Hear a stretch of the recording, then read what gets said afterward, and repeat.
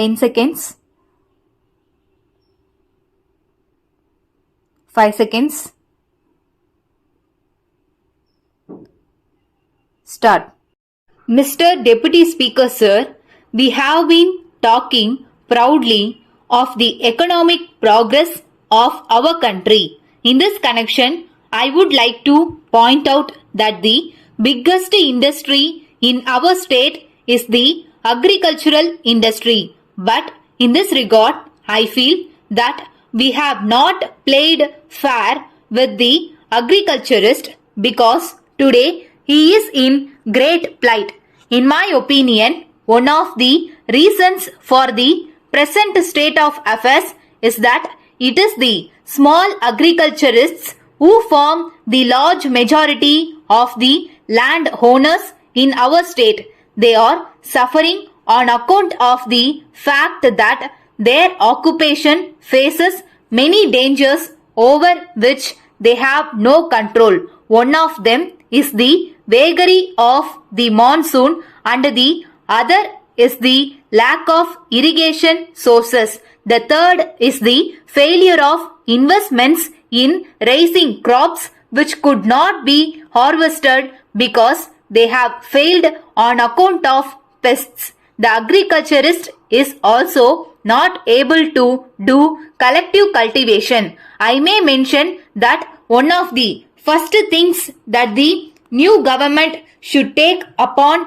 themselves is the stabilization of prices. I would very much like that the agriculturist must be assured of a good price for his produce. There is no such assurance now. Today, the prices are at a certain level, and at the time when the agriculturist tries to sell his produce, the prices fall very much according to the likes of the speculators. I think this is a risk which he has to suffer. So, I am sure it is necessary to stabilize prices. In this connection, I wish to point out that even in rich countries, agriculture is subsidized. It is a fact which we see throughout the world.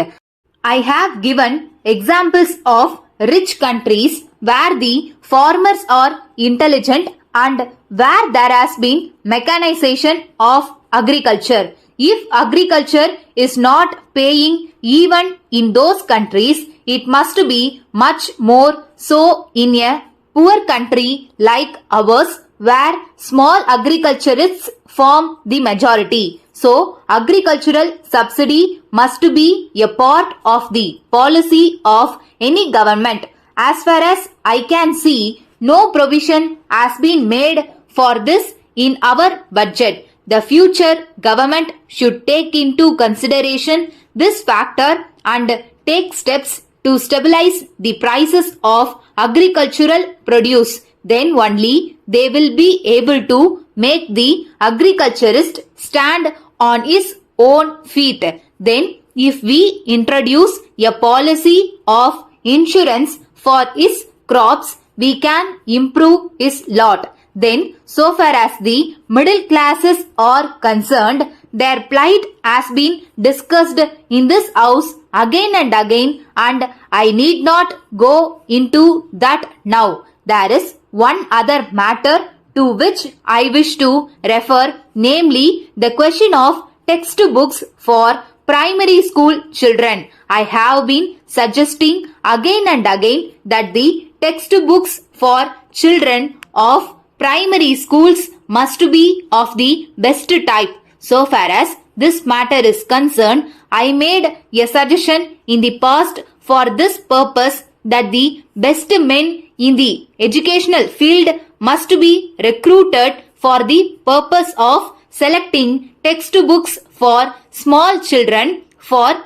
we know the future prosperity of the country depends on the quality of education which we are able to give to our children. This is a matter which we should not be delayed. Further, it is a sorry state of affairs that the textbooks which are prescribed for children are not available for many months. So, it is the responsibility of the state to supply proper textbooks for the primary school children at the right time. Letter from Surya and Company, Kolkata to Mrs. Murali and Company, Mumbai. Dear sirs, we thank you for your order. As desired by you, we have booked your order dated the 3rd June for 200 pieces of cycles together with accessories. In this connection, we regret to inform you that there has been irregular power supply in the Kolkata industrial region during the past 1 month and our program of production has been affected. It has resulted in a huge backlog of orders. So, it will not be possible for us to execute your order according to the schedule of delivery agreed upon. We are trying to fulfill our commitments to the best of our ability. Even then, supply may be delayed by 3 to 4 weeks.